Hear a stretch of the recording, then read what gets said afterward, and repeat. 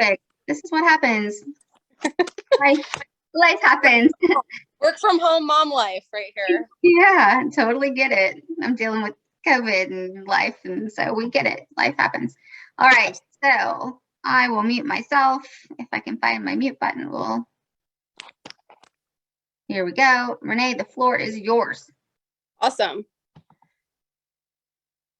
So thank you guys all for joining today.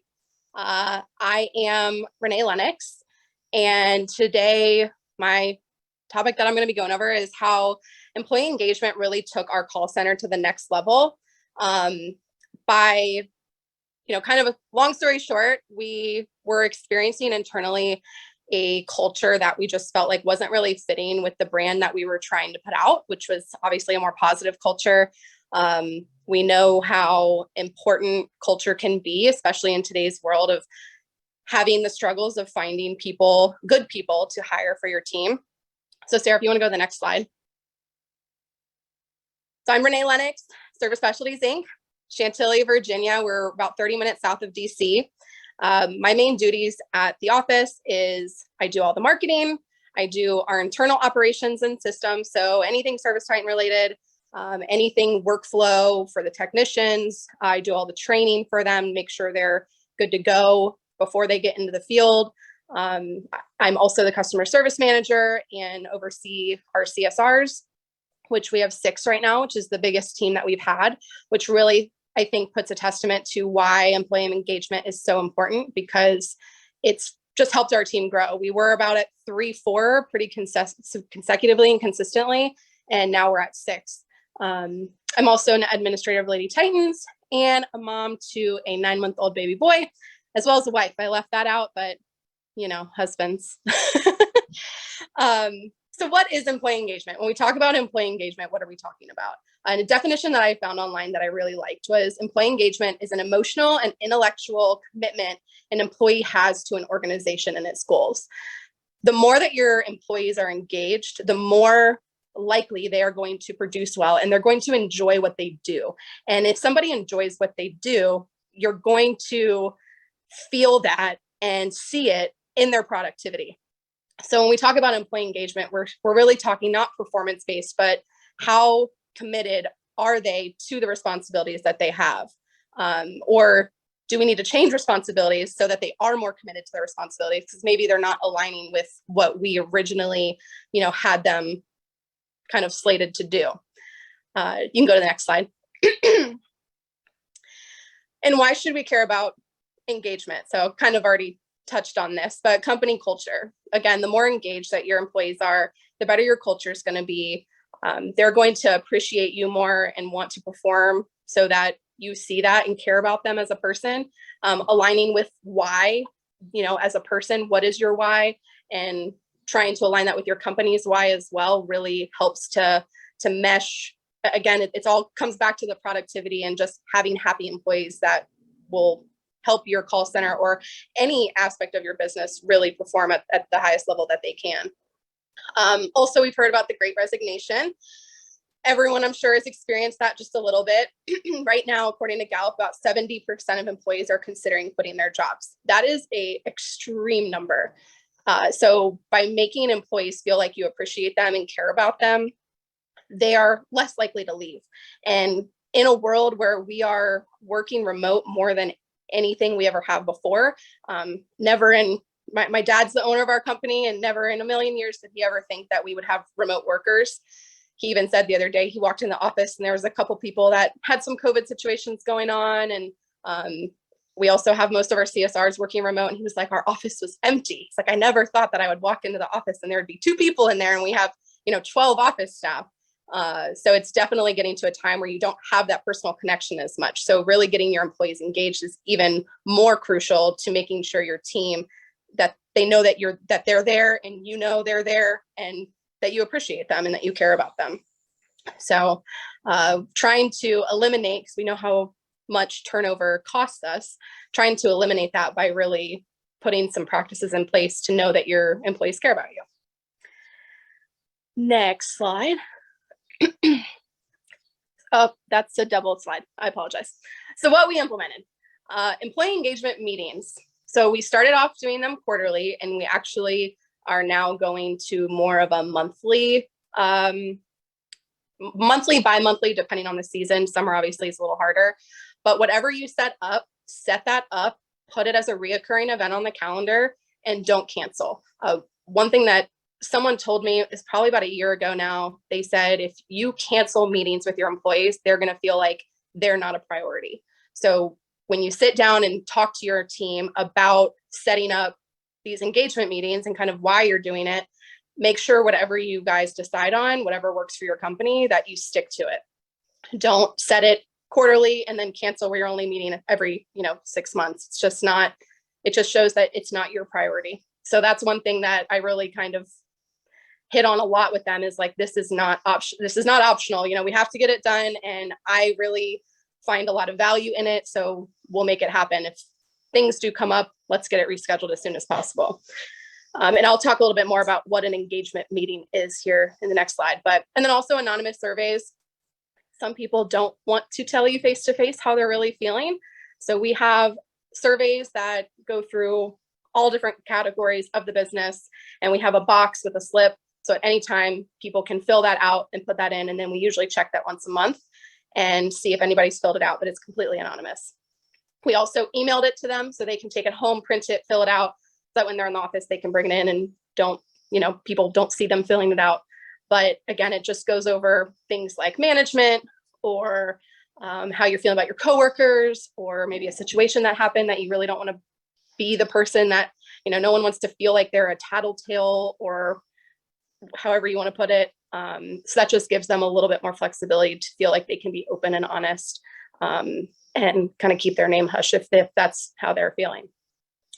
So I'll go into a little bit on the engagement meetings, and I'm not seeing the chat, so please feel free to chat in and stop me, because I will ramble forever. So some examples that we have of engagement meetings is anything that's open-ended, that's not performance-based. So things like, what is the most meaningful part of your job? If somebody answers with something along the lines of, well, I really enjoy being able to resolve customer complaints. It gives them a purpose, and they feel needed when they're able to resolve customer complaints, which is an answer that I've actually had in one of my engagement meetings. I didn't think that she was probably, in our team that we had, the best at resolving the complaints. So what I did was took that information and gave her training. I went through examples with her. I told her the leniency that she had it on refunds or scheduling another appointment. But then I was able to kind of match her passion and her purpose with our company's purpose of, we want to make sure our customers are taken care of, and align that, where now she felt so empowered and is probably the best person that we've ever had at handling customer complaints and kind of being the mitigator before it gets to management. So you're able to ask those open-ended questions and get the feedback from your team, and then you can align it with what really their why is, so that they can perform at the highest level. If someone is doing something that they don't feel is meaningful, the likelihood of them doing it well is probably pretty low. So being able to really hone in on people's skills or their purpose that they feel in the company will allow your team to just excel extremely, which is what we've seen. Other questions, again, these are just some more, they're all open-ended. So what's the best thing that happened to you at work this month? What are areas that need most improvement on our organization? The engagement meetings are not always happy. Sometimes people will share things that you might not want to hear, and you just need to, take that information back and do with it what you need to do. The more that you do these, the more open the team members will be. Our first employee engagement meetings were pretty boring. People were having one-word answers, but once we had probably about 3 months in, they were starting to become more open because they realized the purpose of them, and action was being made based on the answers that they gave. So you really have to stick to it, even if you feel like the first couple months you're not getting much out of it, really sticking to it to make sure that they realize that this is important, that there is reason behind it. You can go to the next slide. Let's see. Monique just chatted in. I read the book 9 Lies About Work, and we have weekly brief one-on-ones. We ask 3 questions. What are your priorities this week? How can I help you? Anything else do you want to discuss or have questions on? Plus their in-depth monthly one-on-one about their 100-day plan. Perfect. I love that. Which kind of brings me to my next question. So I've talked a lot in the last 20 minutes, 15 minutes. How do you guys keep your employees engaged? Does anybody have similarities in an engagement meeting, or do you have team huddles? Does anyone want to speak up about maybe some things that they've either tried and didn't work out, or you currently do? I would love to hear, because again, I am not an expert on employee engagement. This is just a scenario. We do stay interviews. Brandy, I'm interested to hear more about that. What's a stay interview? I can bring my chat back up. So yeah, so a stay interview is where, so everybody does it next an interview. So the employee leaves and now we want to know what could we have done maybe to retain them. A stay interview is what you're doing. Some companies do it every quarter, some companies do it once a year, but you're doing it to actually see what was the best day they've had at work, what was the worst day they've had at work. There's about 20, 25 questions that you can go through to see what makes them happy and hopefully keep them working for the organization. I love that. I'm actually writing that down right now. I have a podcast on it that I can, I'll look up the number and put in the chat. Awesome. Thank you. Does anybody else have any engagement that they do with their employees? It doesn't have to be interview style, meeting style. It could even be company events that you do regularly in order to just make sure, again, that you're showing face with your employees. Especially when you have technicians out in the field, you're not seeing them every day normally. So how do you keep them engaged in their work to make sure that they don't feel like they're just somebody in a truck that's driving around and doing the things that somebody else told him to do? You know, that's where getting technicians engaged, getting your CSRs engaged, being able to really have them feel like they're cared about and they're not just a number. Would love to hear more examples. I'll go. We do quarterly. Well, we're trying to do quarterly.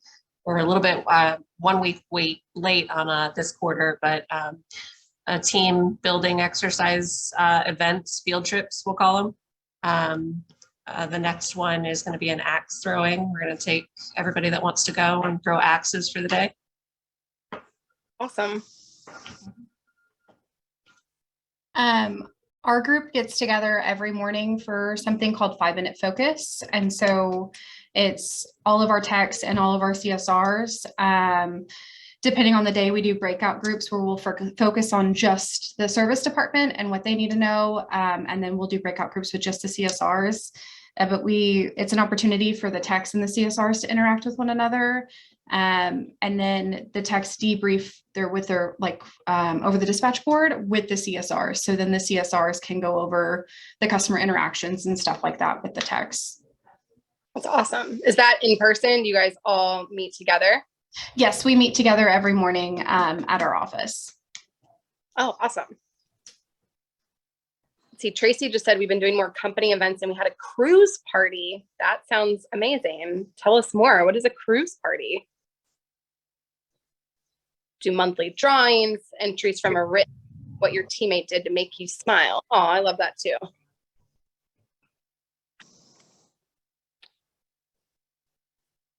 Let's see, I had some other chats. Looks like Brandy shared the podcast. I'll definitely listen to that. That sounds amazing. Now, Brandy, a question which maybe you answer in your podcast is, how do you kind of separate the stay interview with a performance review, or do you tie them together? So I used to tie them together when we did annual performance reviews.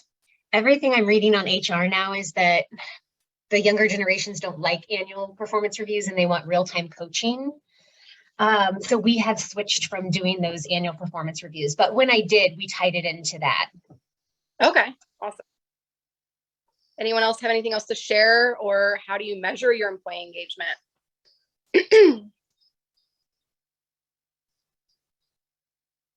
All right, Sarah, you can go to the next slide. So separate, again, engagement and performance are completely separate. So keeping your employees engaged by asking their questions that are open-ended to get their feedback, and then performance should tie into it. Engagement usually equals better performance, but performance not so much better engagement.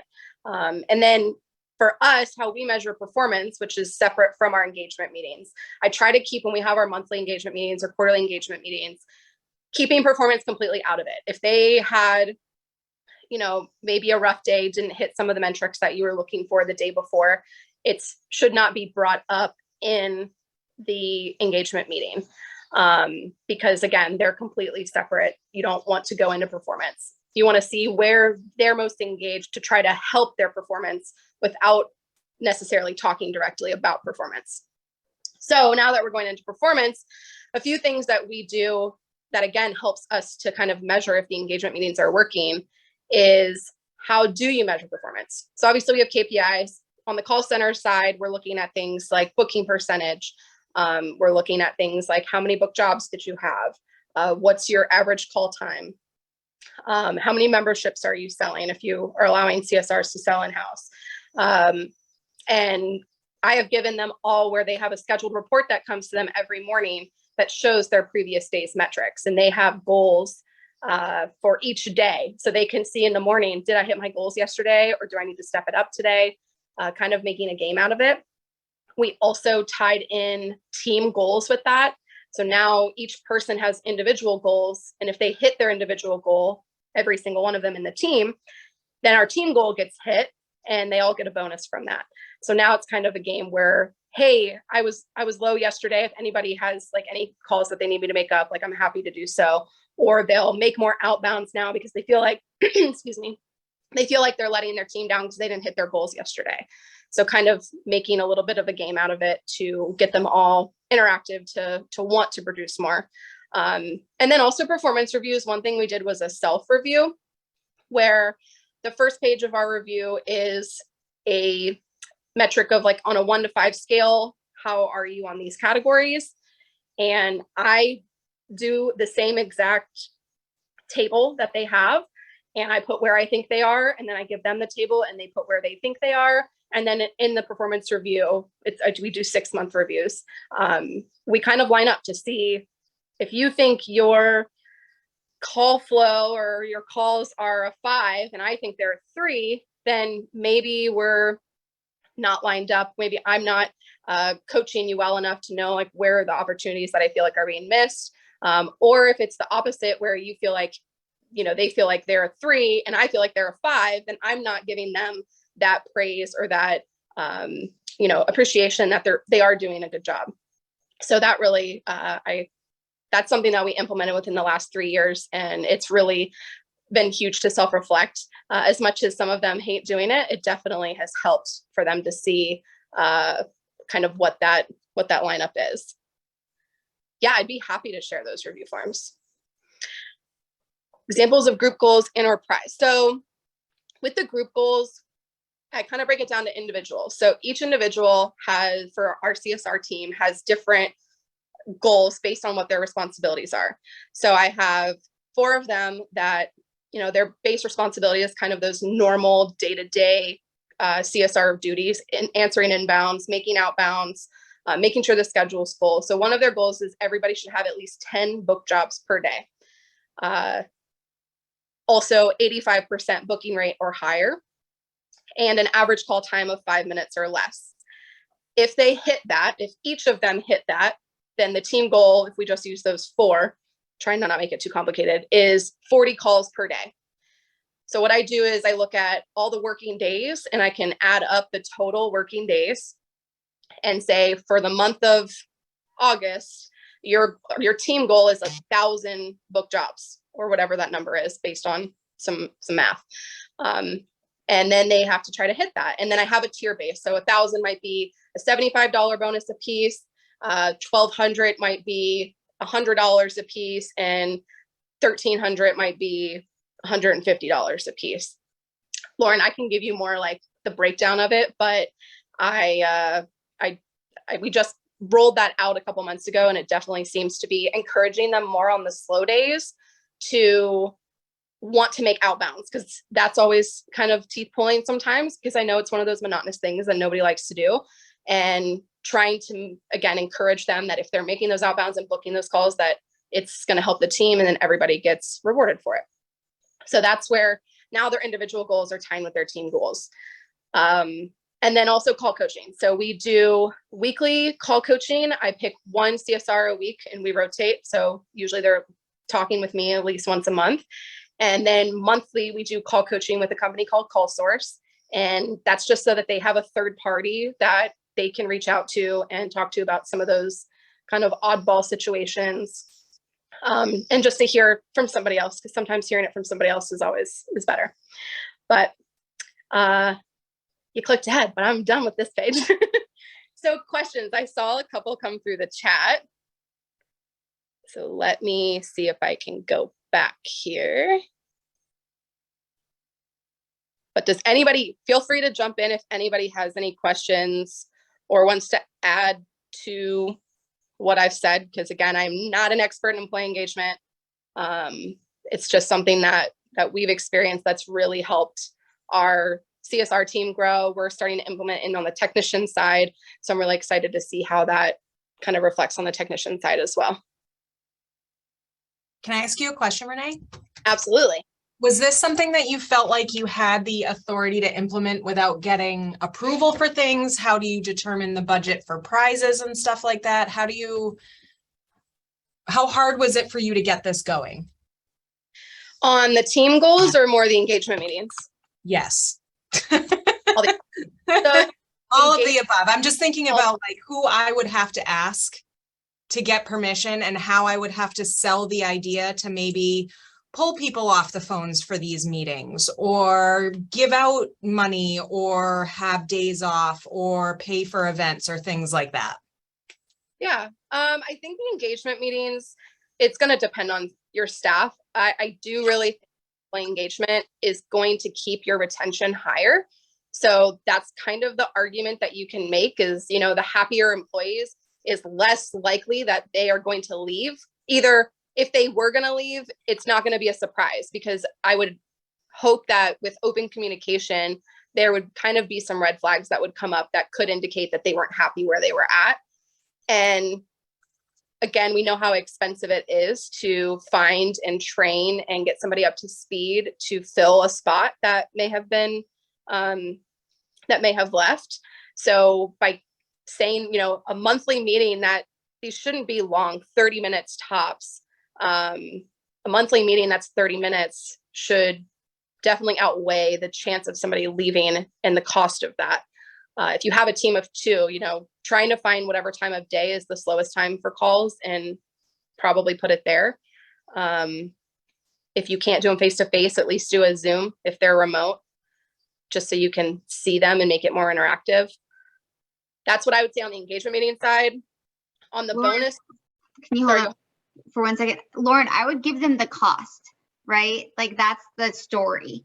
It costs right around $50,000 to replace an employee versus retaining one. So if it costs me $500 to throw an event, then, and like I lost 4 employees and it cost me $50,000 to replace. I mean, that's the math that you kind of want to show to make your point. You can do that also in your anonymous surveys that you send out to see what the happiness is of the company, because you need a pulse. You can send tiny pulses. And then those numbers will tell the story of how to get people involved and that you need these meetings to really retain your employees, because it's still the time of the employee, right? And our employees are customers just as much as our customers are customers. So.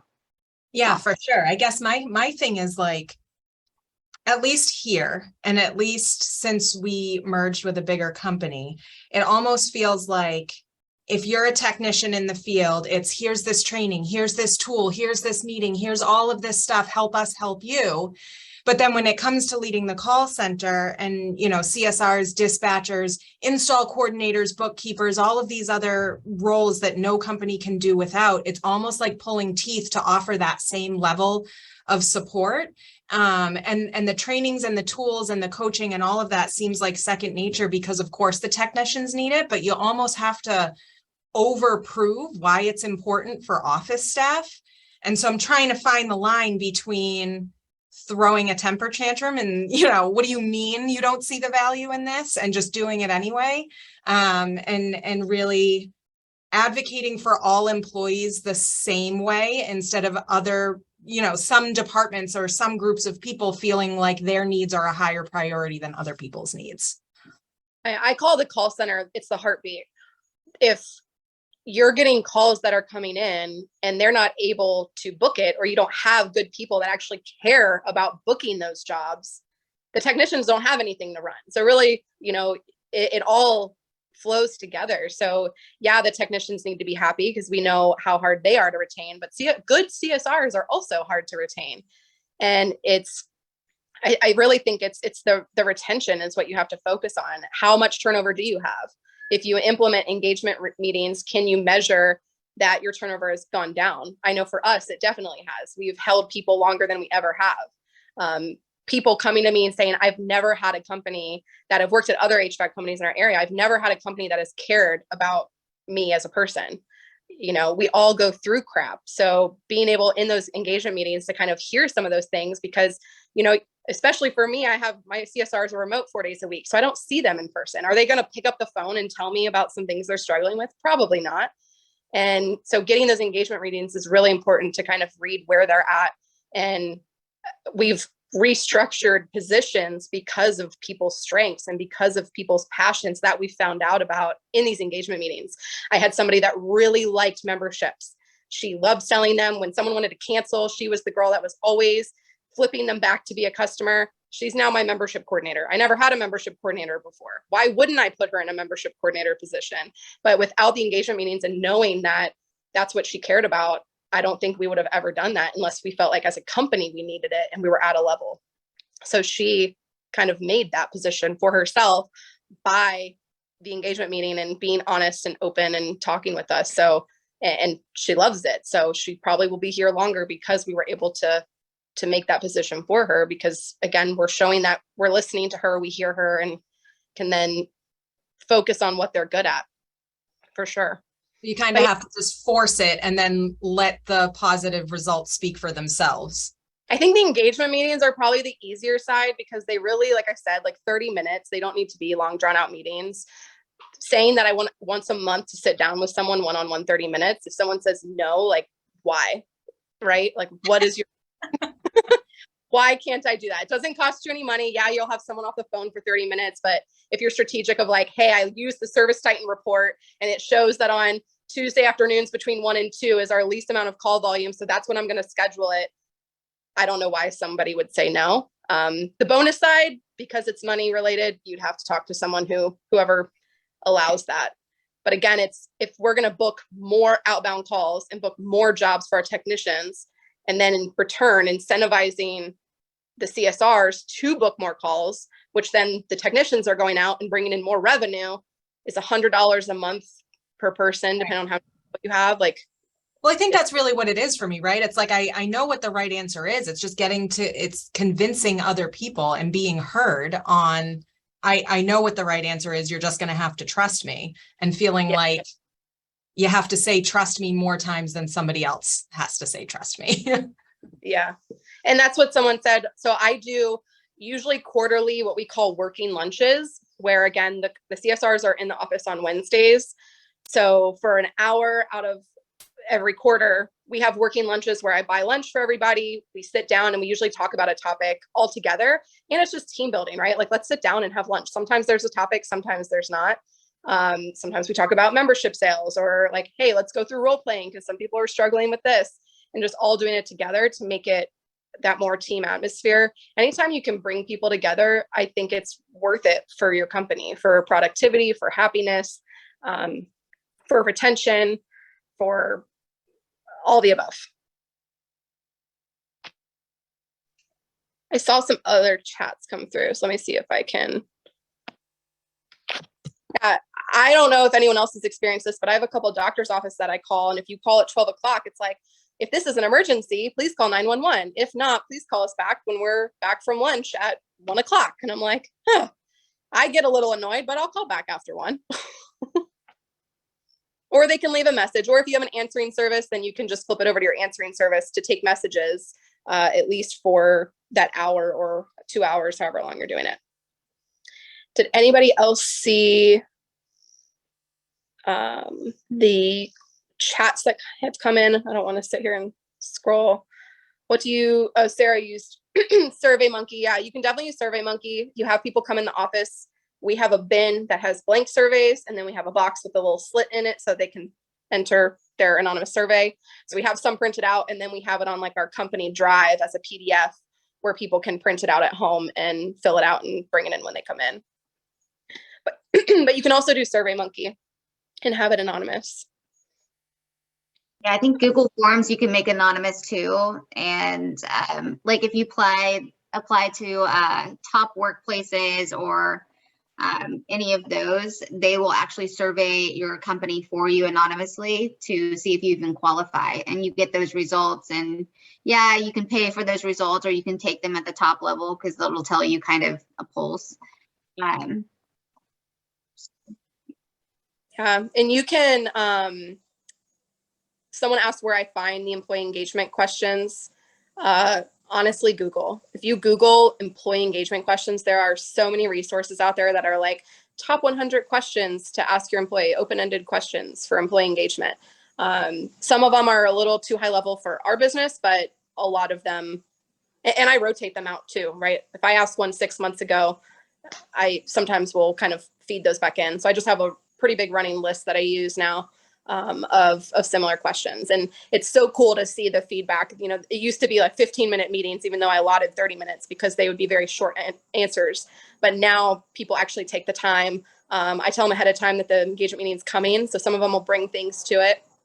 And it's just really cool to see how much the culture has changed by something as small as a meeting once a month or once every 2 months, whatever you have the capacity for. So what actions have you taken from those meetings? So like the example of the membership coordinator. So like asking people like, what's the most meaningful thing of your job or that you find in your day? And someone saying, oh, I really love selling memberships, or I really love being able to resolve customer complaints, and then putting them in those positions to be the person that handles all the memberships, the person that handles all the customer complaints. I had someone that didn't feel like she had enough opportunity to sell. So we talked about how we could have more opportunities for sell. And now she's my follow-up coordinator. So she's following up with unsold service tickets because that's where her passion was. And we need somebody to do it. So now she's we have a lot of like these hybrid positions where you can answer the phones, but you can also do all these other things, which is why we were able to grow to a team of 6. Now everybody has their niche and also can still answer the phones, make outbounds, and their goals, their team goals and their individual goals for performance align with that. So Lauren, again, one of your questions was, how do you make those goals? So one of the CSRs, she does the batching of all of our invoices as well. So she's probably not going to make that 10 book jobs a day because of her responsibilities. So her goal is 6. So we align with what their capacity is to be their team goal and their individual goal as well. Answering service. I love the idea. Roll your phones, right? Like if you have the ability to roll your phones, we had daily huddles where we would roll our phones, and it's important. The team is more important than a call, because if you don't have a team to answer the call, then you don't have a team to answer the call. So. Exactly. And I saw someone talk about darts. I've actually heard this recently. It was where instead of having, and Lauren, maybe this is something you can do where it's not like a goal or a bonus that has to come from someone, whoever allocates the money for bonuses. But instead it's like, okay, well, if you hit your team goal, then everybody gets a certain number of darts to throw based on whatever your goals are. And, or if you hit your individual goal, you get a dart, and then they would throw a dart at a dartboard, and that would land on whatever their bonus was. I've seen people do, like, again, you probably need management or someone higher up to give this approval, but you could do like an extra hour of PTO or a $10 gift card to Starbucks, or you get to leave early one day, you know, things like that. I have seen some of those come up too. Or if you have books that you want to give out, swag that you want to give out. And how do your team members encourage each other like internally? So we have Bonusly, so we can give each other basically it's like money for things. But we can recognize each other, you know, for the hard work that we did, and maybe our managers didn't see, but we know internally that we support one another. So giving each other points and sending gifts and things like that, those are fun. Yeah. So what do you guys do? We use Podium, which is like an internal chat, if you're not familiar with Podium. And a lot of it is shout outs. So you can @ somebody and tag them. They have, if like if a customer calls in and is like, oh my gosh, this technician was amazing, they would go into the group chat and kind of @ them and tag them to give them a shout out. I did see someone say the Thanks app. I haven't heard of that, but sounds similar to like a Bonusly. We have anonymous office Amazon gift cards. That's cool. Who is the giver of the anonymous gift card? Does someone have to turn something in to say this person did awesome and deserved the gift card? That's interesting. I like that idea too. I need to go back.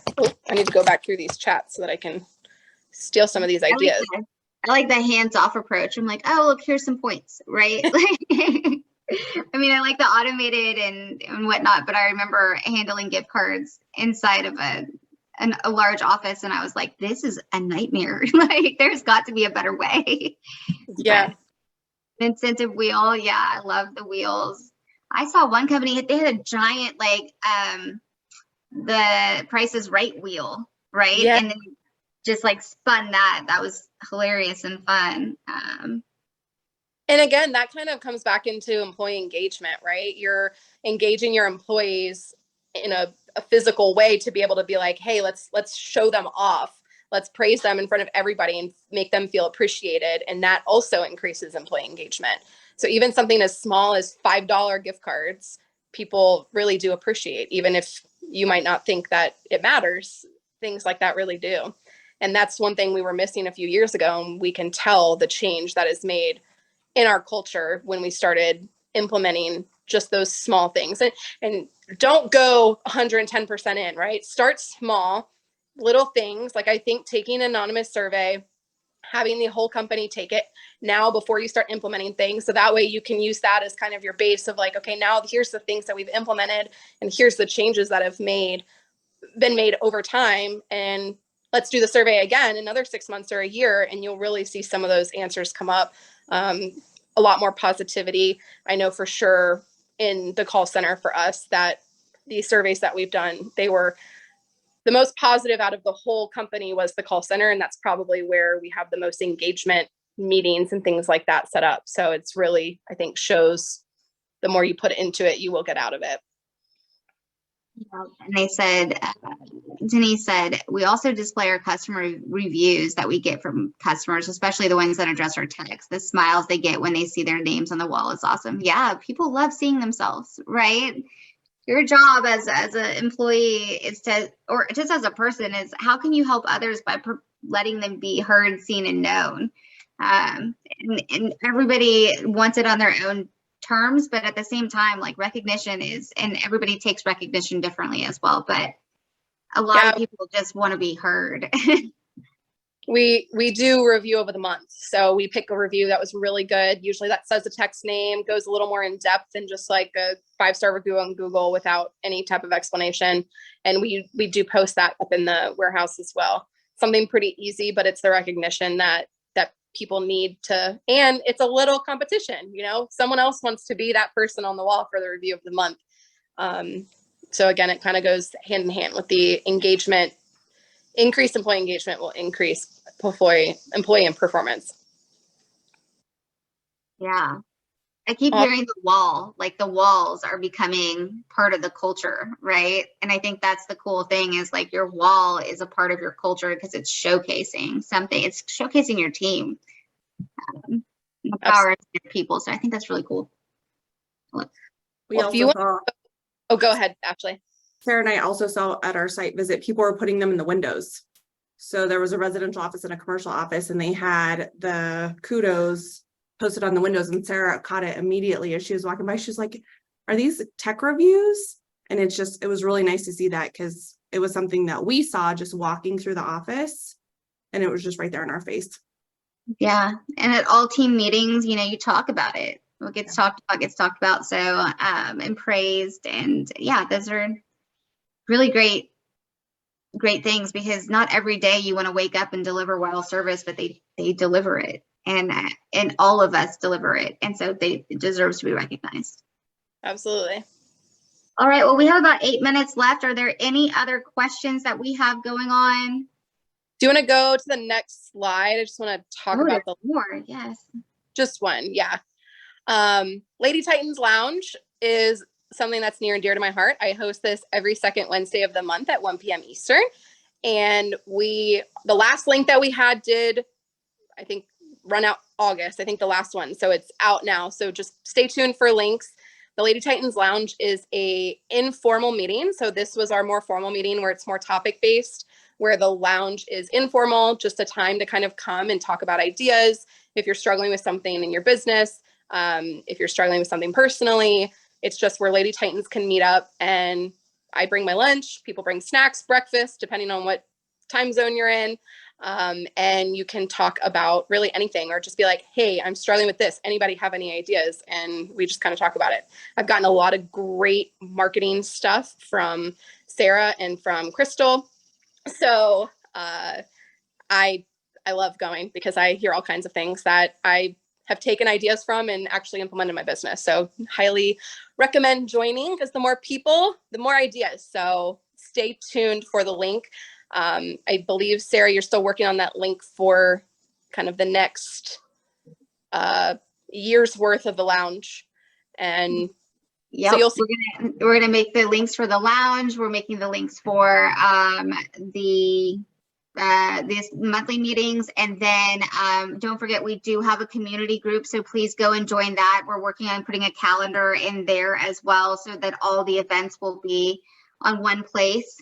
And Facebook group is still active. We'll work on scheduling events with Facebook too. I think we can do that. And we really appreciate all of your patience. Lady Titans has turned 2, and that's super exciting. And there are bigger things to come for us. We have Women in HVACR coming up in November. So excited to join that. We will be at Service World Expo. We will be at, and I'm speaking about marketing, which is why I went into the lounge and I was like, can I just run some things by you? So I brainstorm a lot of my ideas with all of our Lady Titans, because you all are so supporting of my crazy brain, and I appreciate that.